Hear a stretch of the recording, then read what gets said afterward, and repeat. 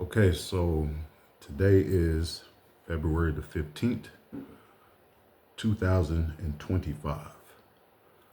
This video is going to be a little longer tonight. I did say that I was going to try to make the video shorter. One of my comrades up out of LA who has a channel of his own, he suggested that I make the video shorter. In America, we have attention deficit disorder. So, when you're talking about important topics, most of us will listen for a minute and then our attention span is going to wander off somewhere else. If we was talking BS, the Kendrick Lamar and his horrible performance at the Super Bowl, then they'll tune in for that. But again, so this past Wednesday, I received a text from one of my comrades out in Oakland, California, and the text reads, let me read it to you. It says, "Attention. Finally, there's a call to action and not excuses for Black Americans that on Wednesday, we do not shop at any stores unless they are Black owned. So if you need to go to the market or anywhere else, you can go Tuesday and Thursday. No stores on Wednesday, especially Target, Walmart, Sam's Club, Amazon, etc. Pass the word. We are trying to push this as a weekly initiative to hit them where it hurts. We will not be the last race that sticks together. We are not the race of excuses and keeping a blind eye to the world's passing us up or passing us by. They will continue to try to pass us by. We don't need a celebrity to start our initiatives. We need unity. We will soon make every Wednesday a blackout for now. As of February the 12th, make your stand. No Chinese food, no pizza stores, nail salons, nothing. Black owned only. Sorry, not sorry." So that was the text that I had received. And I responded to this text because, I do agree with it in principle. But this was my response. I say, this is a good concept, but unfortunately, there are very few Black businesses to support. Those that wish to receive my support better damn sure make sure they support other Black businesses. But yes, I support this itinerary. So my position is this here. Black businesses in America, they love to play the victim when it comes to, the Black community supporting them. And some of their criticisms are valid and some of their criticisms are invalid. So we as Black people in this country, we should not be gaslighted or beguiled into supporting Black businesses simply because they are a Black business. What you need to take into consideration, first of all, is number one, the quality of service and product. Number two, do these Black businesses that want us to patronize them, do they support other Black businesses? And if they don't, then what should our position as the Black community be? So we need to bear that in mind, right? I had a situation down here where I was trying to sell copies of my books. And the first people who I wanted to patronize me were other Black businesses. I could not sell one book to these people. They came up with all kinds of excuses. Oh man, I ain't gonna even read. It never occurred to them that, yeah, I'm selling a book, just buy the book, whether you read it or not. Just buy the book. I'm trying to sell to you as a Black man a product, right?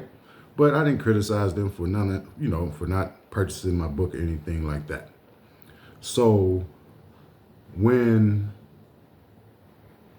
they ask us to support their business, we should support Black businesses. But me, myself as an individual, I'm going to ask myself, does this Black business support other black businesses. And if they don't, then you're not going to get my money. So I just wanted to bring that, to your attention. But there's another topic that we're going to discuss tonight. And this topic is going to take us to South Africa and Donald Trump offering white Afrikaners refugee status. So let me go to some of my notes here and we're going to get into it. What prompted me to talk about this particular topic tonight is, I was just flipping through the channels and I came across a movie called The Long Walk to Freedom. And it was, it's based upon a true story, Nelson Mandela and the political struggle against apartheid led by the ANC and other groups in South Africa. I remember reading this book as a younger man when I was in prison. And Nelson Mandela wrote the book, and they made a movie off this book. And Idris Elba, he played Nelson Mandela, and Winnie Mandela was portrayed by Naomi Harris. She's a beautiful black woman. Yes, I must say, right? But let me get into some of my notes here. And before I even start reading again, this is gonna be boring tonight, right? Donald Trump has offered these white South Africans refugee status in response to the South African government passing a land expropriation act. So we're going to get into a few of these topics here. Okay, so I'm going to read to you. This is a report by the Associated Press. And it says, Trump says some white South Africans are oppressed and could be resettled in the U.S. So, before I read the article, Black Americans, this particular population that he is talking about resettling over here in America, this is a very dangerous population of people. This is not, the ragtag migrant that's coming from Central South America or Mexico. No. When this population of people show up in America, they're going to be white. They're going to have plenty of money because they've been exploiting the black population of South Africa for centuries. The United States government is going to roll out the red carpet for these people. They will be classified as a protected status. They will get protected status because they're white. Eventually, the white Afrikaners that show up in America, they're going to fully integrate into the white community of this country. This is something that black Africans don't do with us when they come over here. See, the black Africans, and I made a video which y'all need to watch, they get over here and they want to remain a distinct group from the black American communities, but not white people. No matter where white people come from, any part of Europe, Australia, eventually they acculturate into the white population. Yes, they maintain some of their cultural heritage, but white folks miscegenate. And they will no longer be looked at as German or Irish or Australian or from whatever part of Europe they come from. They will be looked at as Americans. Maybe you black Africans should take a note out of that playbook. But let's get to it. Okay, it says, and this is coming up out of Cape Town, South Africa, Associated Press. It says groups representing some of South Africa's white minority responded Saturday to a plan by President Donald Trump to offer them refugee status and resettlement in the United States by saying thanks, but no thanks. This is a misleading article because I went to some of the different podcasts on YouTube. And when I look at the comments, overwhelmingly, this population of white folks are accepting Donald Trump's offer to resettle here in America. And when they resettle over here, like I say, this is a very dangerous group of people that's going to be allowed to come into the country because they have been oppressing black South Africans for centuries. And when they miscegenate into the white population over here, what's also going to be miscegenated is their ideology, their political views, and their stances against black Americans based upon their relationship with blacks in South Africa. That's what's going to make them dangerous, right? And so the plan was detailed in an executive order Trump signed Friday to stop all aid and financial assistance to South Africa as punishment for what the Trump administration said were human rights violations by the government against some of its white citizens. The Trump administration accused the South African government of allowing violent attacks on white Afrikaner farmers and introducing a land expropriation law that enables it to siege ethnic minority Afrikaners' agricultural property without compensation. The South African government has denied there are any concerted attacks on white farmers and has said that the Trump description of the new land law is full of misinformation and distortions. Afrikaners are descended from mainly Dutch, but also French and German colonial settlers who first arrived in South Africa more than 300 years ago. They speak Afrikaans, a language derived from Dutch that developed in South Africa, and are distinct from other white South Africans who come from British or other backgrounds. Together, whites make up around 7% of South Africa's population of 62 million. Okay, so it says, we are not going anywhere. On Saturday, two of the most prominent groups representing Afrikaners said they would not be taking up Trump's offer of resettlement in the U.S. Our members work here and want to stay here, and they are going to stay here, said Dirk Herman, chief executive of the Afrikaner trade union, Solidarity, which says it represents around 2 million people.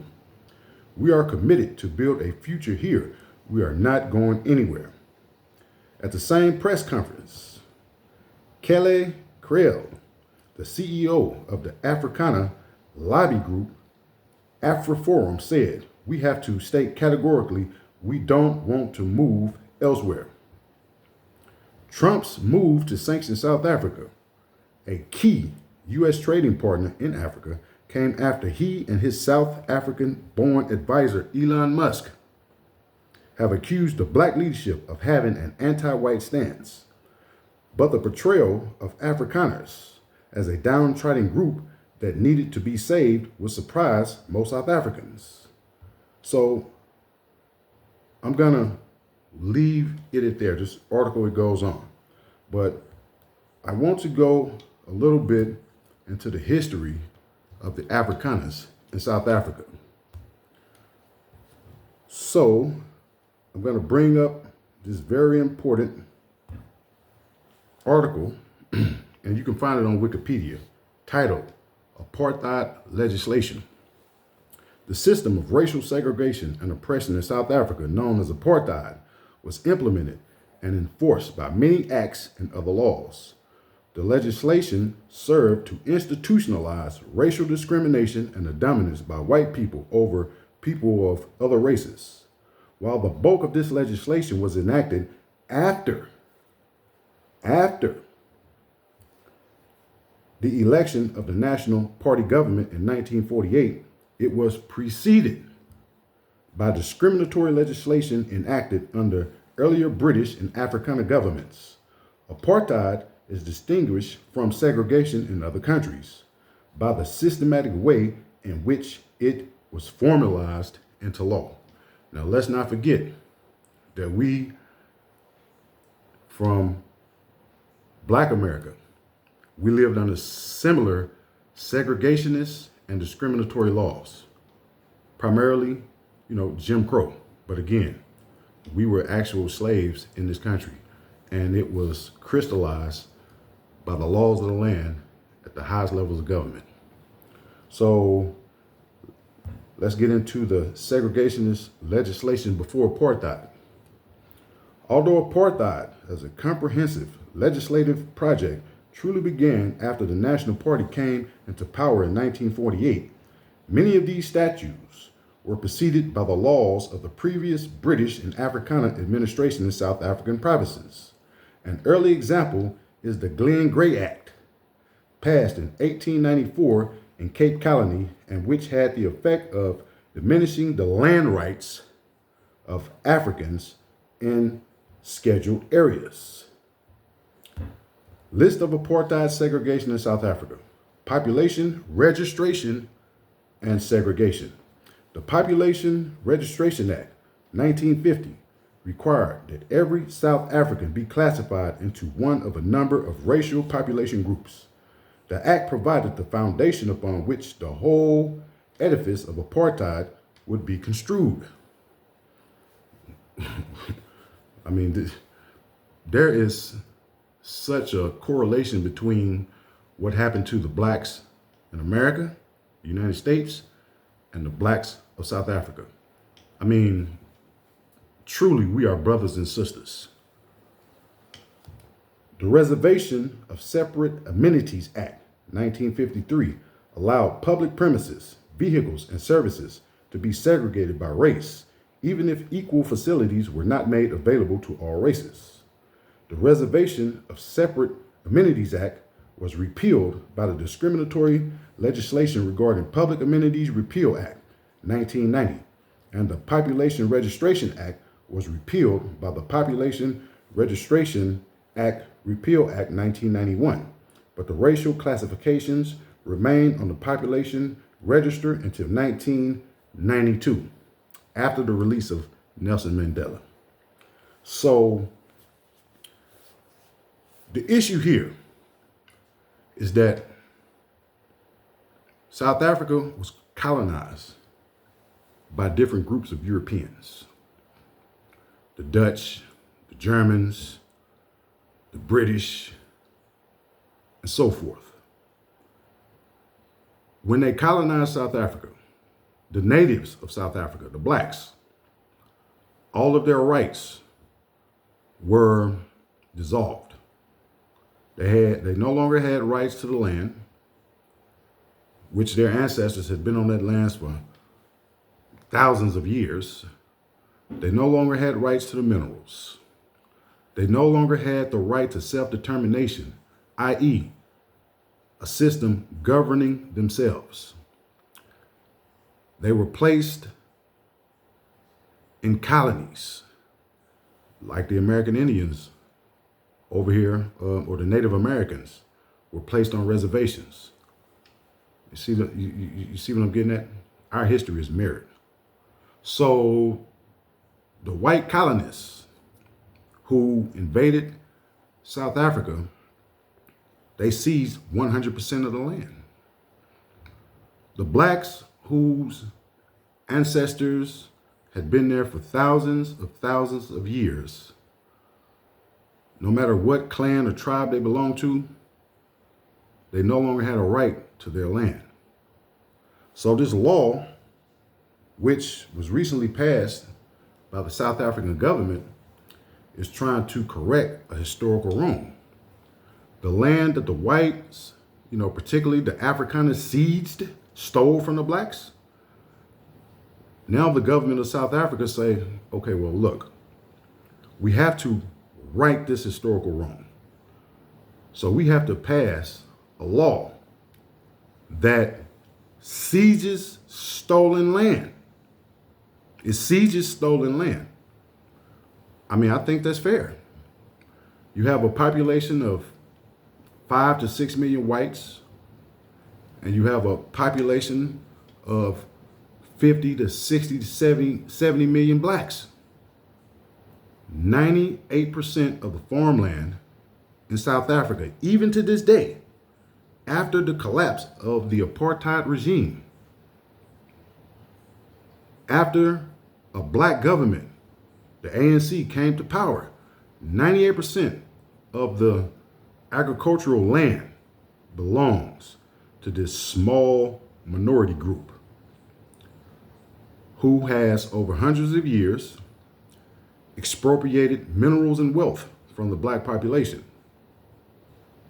So Donald Trump and Elon Musk, remember, Elon Musk is from South Africa. But again, it's like I have already elaborated. When white Europeans come to this country, they acculturate into the white population. They don't try to remain distinct. A lot of us would never have known that Elon Musk was South African. I've been knowing for a while that he was from South Africa, that his roots are from South Africa. But a lot of us don't know this. So the government, the United States government, under Donald Trump, he signed an executive order. And I've read, I get a lot of my news from the Indian news. They give, they report on the business. But a lot of the reporting has been that the white Afrikaners, or the Afrikaners in South Africa, have rejected Donald Trump's offer. And I'm telling you, it's not true. Go on YouTube, look at some of the podcasts. More importantly, go to the comments. Go to the comment sections and look at the overwhelming response from the Afrikaners. They want to come to America. They want to come over here because it's just like what happened under Robert Mugabe in Zimbabwe, when the Zimbabwean government started to seize stolen land from the invaders, the white colonists. They started to take the land. And we see the relationship between the United States government and the Zimbabwean government.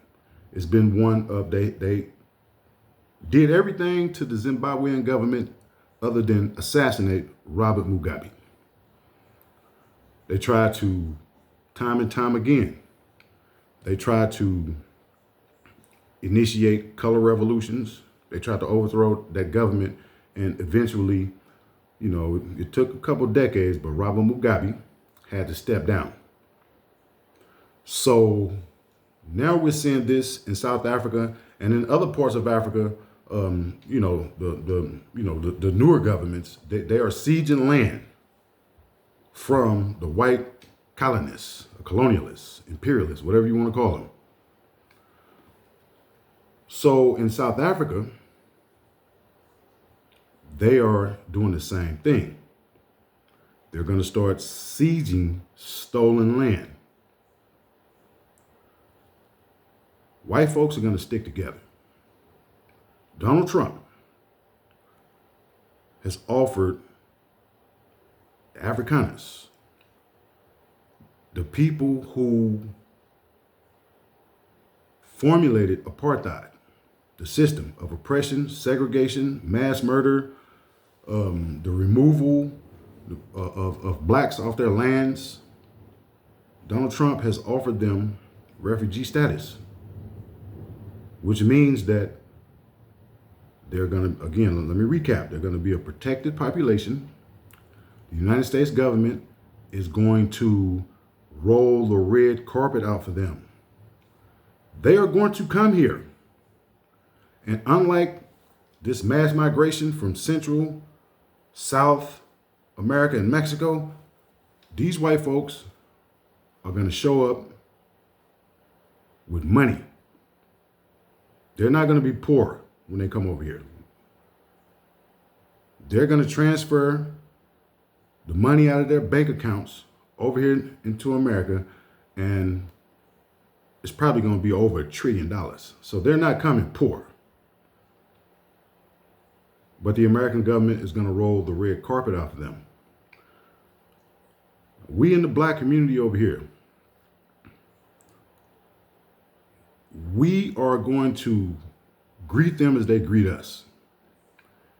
if they think for 1 second that they're going to come over here and treat us like they've treated our brothers over in South Africa, they're in for a rude awakening. We're not going to be their butlers. We're not going to be their maids. We're not going to be their shoe shine boys. If they come over here antagonistic, we're going to hold that mirror up in their faces. And I can tell you this, Black America is very dangerous. The only thing that has kept Black America in check is the police. You know, we have a fear of going up against the police. But we are never, ever, ever, ever going to allow for another group of people from foreign lands to come over here and disrespect us again. We don't care who they are. We're not going to allow it. For all of you so-called Black conservatives that, again, just like I said, when you vote for a candidate, not only do you vote for their domestic policies, but you vote for their international policies. And right now, with Donald Trump in office, like, I'm not for Donald Trump or against him. That's not my battle. But I think that the political discrepancies are becoming magnified. The political contradictions are sharpening, especially in the Black community, because the majority of Black America voted for the Democratic Party. Oh, my goodness. And a small minority of the Blacks voted for the Republican Party. As if we couldn't sit out. That could have been our we set this out. That could have been our protest. But no. You know, our colonial mindset in this country is that we have to vote for one party or the other. We have to choose between the lesser of the two evils. So these so-called Black conservatives, and, you know, we can name names, but I'm not going to do that. We know who they are. And when the time comes, we are not going to let you forget what you've done. So, you know, the Black conservatives right now, they ride high on their horses. And they're spreading a lot of dangerous information. I say time and time again on this podcast, we're living in some very dangerous times. So the Afrikaners, they are coming. They will be here. They're probably going to come by the hundreds of thousands. And when they get here, that white supremacist mentality that they had in South Africa is going to transfer over here to the shores of America. And we're going to have to deal we're going to have to deal with it all over again. But this time is going to be different, right? It's going to be different this time because we're not going to allow for them to disrespect us. Again, we're not going to be your butlers and your shoe shine boys. If you come over here, if you mind your own business, then Black America, we're going to mind ours. We're going to greet you. Even though, you know, me personally, when I hear that a white person is from Africa or Australia, I have an innate disdain for them because I know what they did. I know what they done in Australia. I damn sure know what they done in Africa. I grew up in the 1980s. I saw what they was doing to our people in South Africa. I saw it with my own eyes. I read books. I read Kiefer Boy. I read the Long Walk to Freedom. We know what they did in the Ivory Coast, the Congo. We know what these people done to us. So we're gonna match their energy. And I'm African. I'm gonna let y'all know, if y'all come over here, and if you think that you're gonna disrespect this group of Black people, you're going to get fucked up. This group of black folks ain't going for it. You're going to get fucked up. I'm telling you right now. So when you get here, because we know you're coming, just mind your business. You know, just miscegenate into the white population and be done with it. But if you think you're going to come over here and, you know, if you think you're going to take a position in this racial hierarchy over here and that you're going to rule over us in a disrespectful way, it's not going to happen. So I'm going to end this video, and it is incumbent upon each and every one of us, especially, you know, those who have social media platforms with a lot of followers. We have to bring our people the news. I mean, we can't just talk about BS all the time. You know, we have some podcasts out there that you know, that give us the information that we need. I try to all the time, you know, but we're going to follow this development here, and we're going to educate our people, and we're going to decide how we're going to deal with that population. That population of people are much more dangerous than that ragtag invading army that came up from Central and South America and Mexico. These people are dangerous. These people know how to rule over other people. They are the government in South Africa, or they were. But even though there's a black government in South Africa, the white people never lost their power to rule. They never lost. They just ruled through the blacks. So again, I'm you know, I just thought I would bring this information to the people. If you like what I say, you know, make a comment, subscribe. You know, got to get the numbers up. I'm going to continue to do my thing, whether you watch the videos or not. You know, right now, this is what I like to do. I'm making history. So, with that being said, and again, we got Wednesday coming up. And back to the black businesses. We're not going to support you just because you're a black business.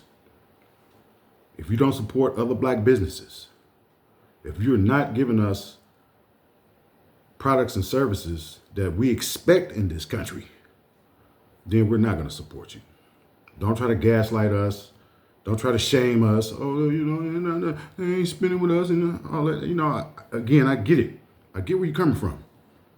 Right now is a good time for blacks to start building the businesses. But again, not only must we patronize ourselves internally in America, but we need to start reaching out internationally.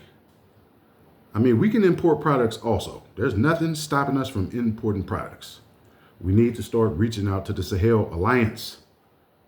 Brother Ibrahim Traore, we need to start reaching out to South Africa. We need to.